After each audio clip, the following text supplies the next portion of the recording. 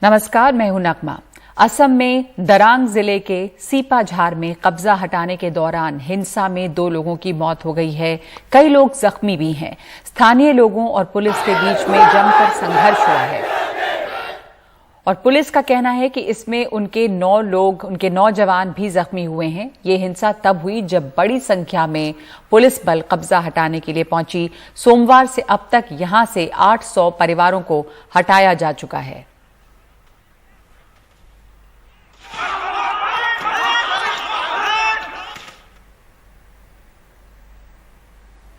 महंत नरेंद्र गिरी ने खुदकुशी से पहले सिर्फ चिट्ठी ही नहीं लिखी थी, बाकायदा अपना बयान वीडियो में रिकॉर्ड भी किया था। इसके लिए एक दिन पहले फोन पर उन्होंने रिकॉर्डिंग सीखी, 2 बार इसका टेस्ट किया।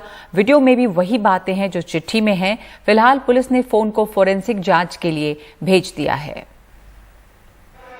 महंत नरेंद्र गिरी के अंतिम दर्शन के लिए आए तमाम साधु संतों का कहना था कि उनका सुसाइड नोट फर्जी है, वो आत्महत्या नहीं कर सकते, उनकी हत्या हुई है। लेकिन उनके वीडियो बयान के सामने आने के बाद शायद ये विवाद बंद हो जाए।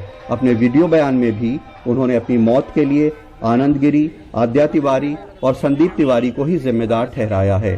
अखाड़ा परिषद के वरिष्ठ साधु संत अब इस मसले पर राय मशवरा कर रहे हैं।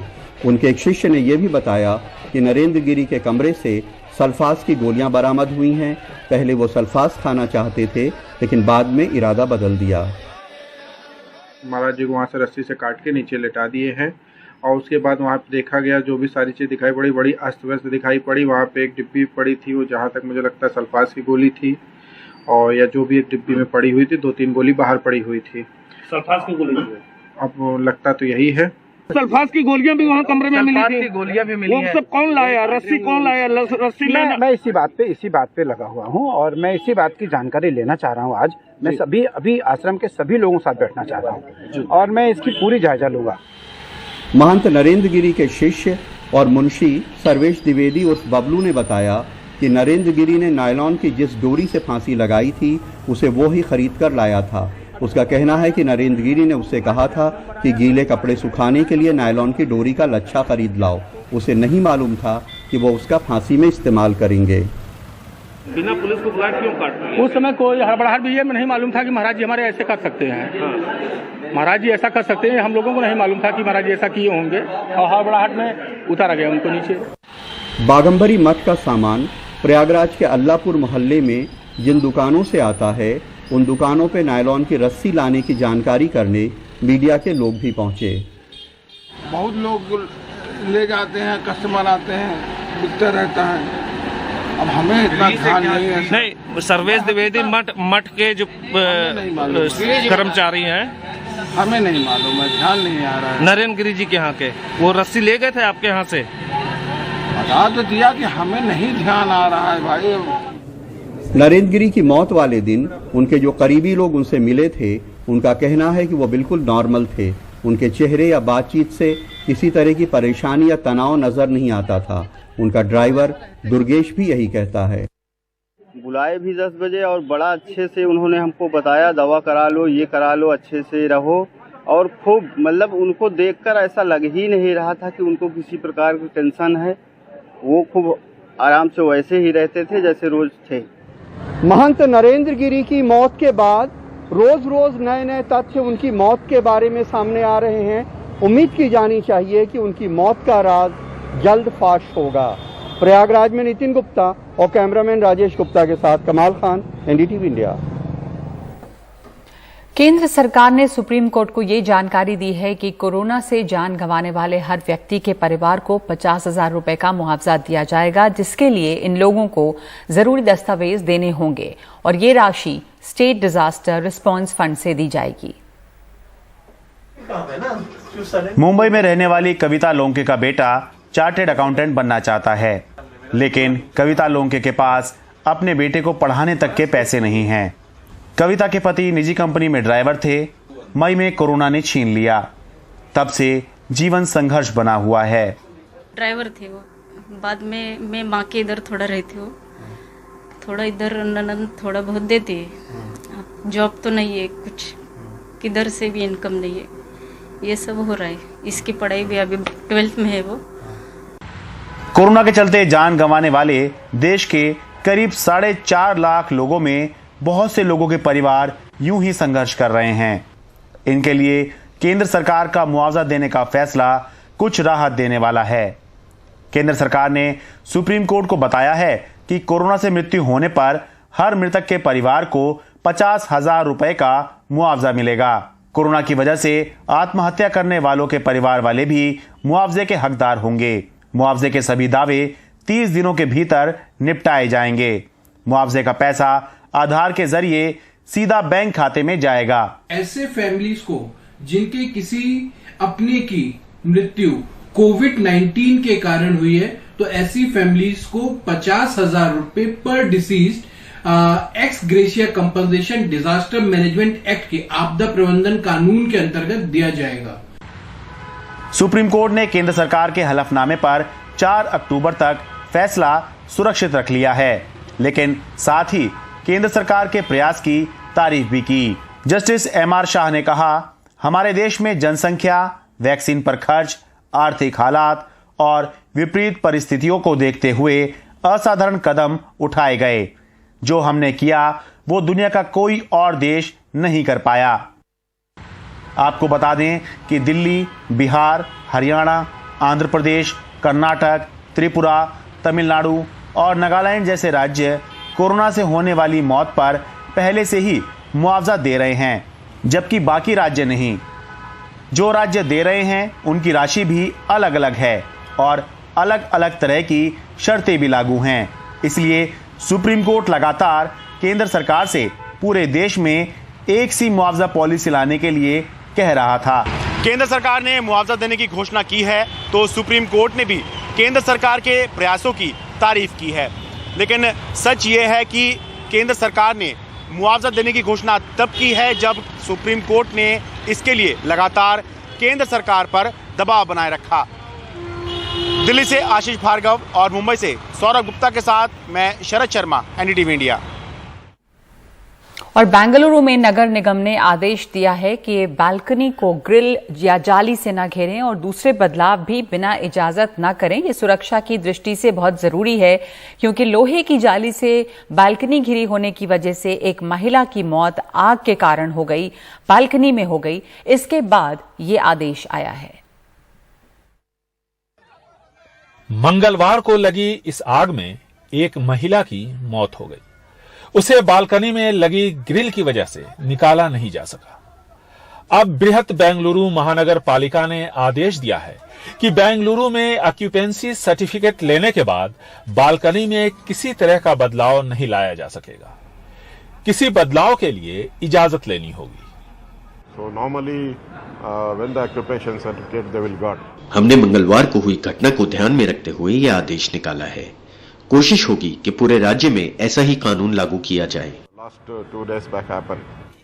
ये ग्रिल महिला के लिए ऐसा पिंजरा बन गया जहां बाहर निकलने का दरवाजा नहीं था।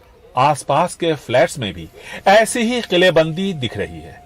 तकरीबन 6 साल पहले हुए फायर ऑडिट में एक अनुमान के मुताबिक ज्यादातर अपार्टमेंट्स में नियमों की अनदेखी पाई गई थी।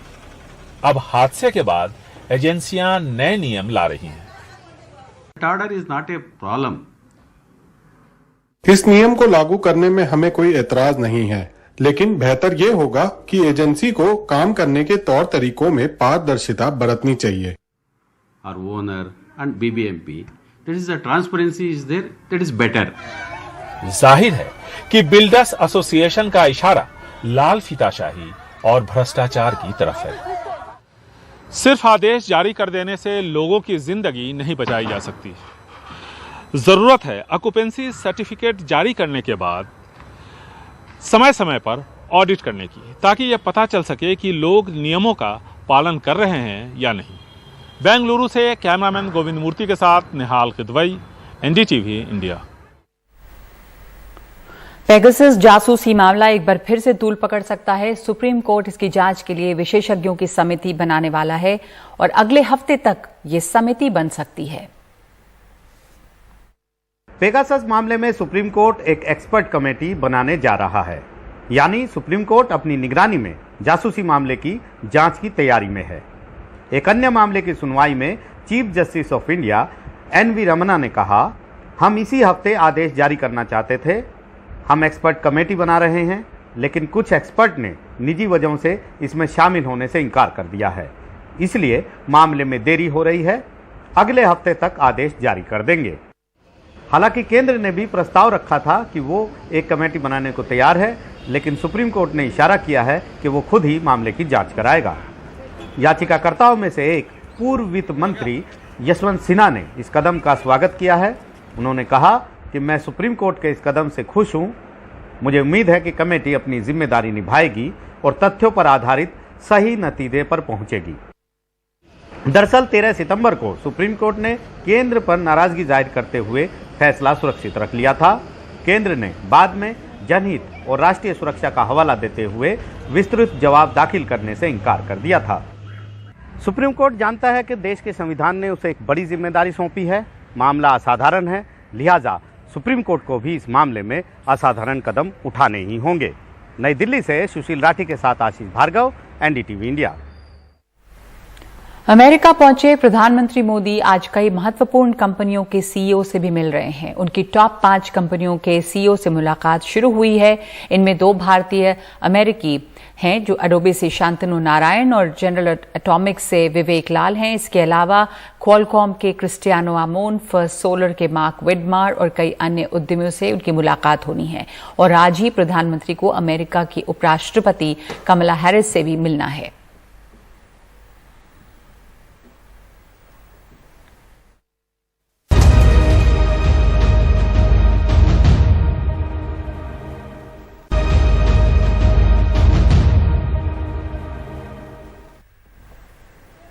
मुंबई से सटे ठाणे जिले में एक ऐसी वारदात हुई है जो लोगों को दहला दे और इसका खुलासा हुआ है। 15 साल की बच्ची ने 9 महीने के अंतराल में 29 युवकों पर उसके साथ बलात्कार का आरोप लगाया है।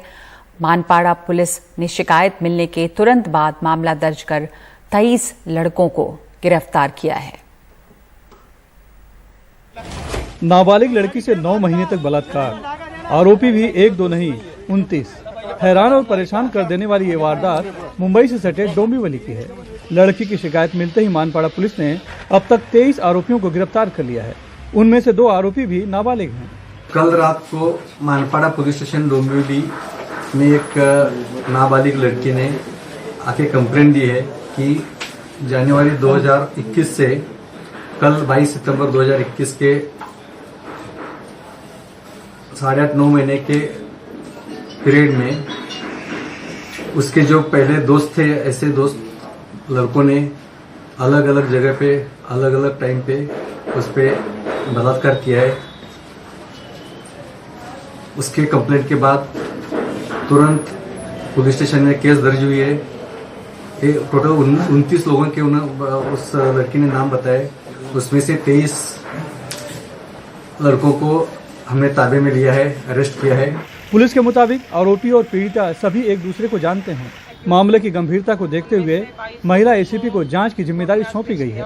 इस बीच शर्मसार कर देने वाली इस वारदात की जानकारी मिलते ही विपक्षी दलों ने राज्य की कानून व्यवस्था पर सवाल उठाया है, तो सत्ताधारी दल अपराधियों को कड़ी सजा देने की बात कह रहा है। महिलाओं के ऊपर, बच्चियों के ऊपर जो बलात्कार हो रहे, सामूहिक बलात्कार हो रहे, परिस्थिति बद से बदतर होती हुई नजर आ रही है। आज तक लॉ एंड ऑर्डर की इतनी धज्जियां उड़ते हुए महाराष्ट्र में हमने कभी नहीं देखा। चाहे कोई भी हो, हम लोगों का कहना है वो कोई किसी भी पार्टी का हो, किसी भी का बेटा हो या भाई हो या कोई भी हो, उसको बख्शा नहीं जाए। पीड़िता के मुताबिक आरोपियों ने उसका एक वीडियो बना रखा था जिसे सार्वजनिक करने की धमकी देकर वो उसके साथ बलात्कार किया करते थे।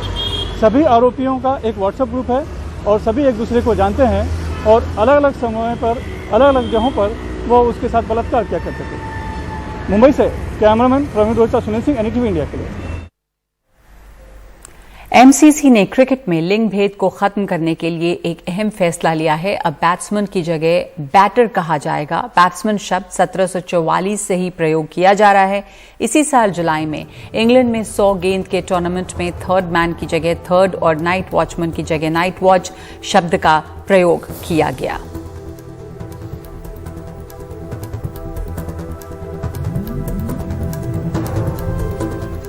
और अब एक बहुत ही दिलचस्प और वायरल खबर। देवास के बिलावली में रहने वाली 95 साल की बुजुर्ग महिला रेशम बाई अब फर्राटे से गाड़ी चला रही हैं।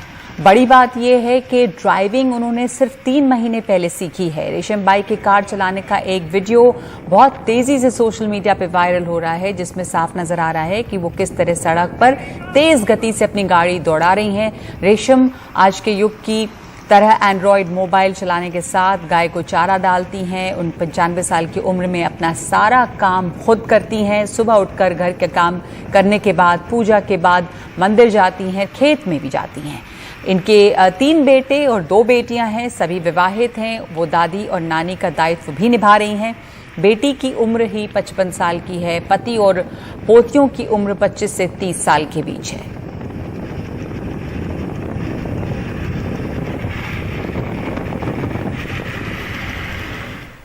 ये बहुत सारे नौजवानों के लिए भी प्रेरणा बन सकती हैं, मिसाल बन रही हैं। बड़ी खबर में इस वक्त इतना ही। नमस्कार।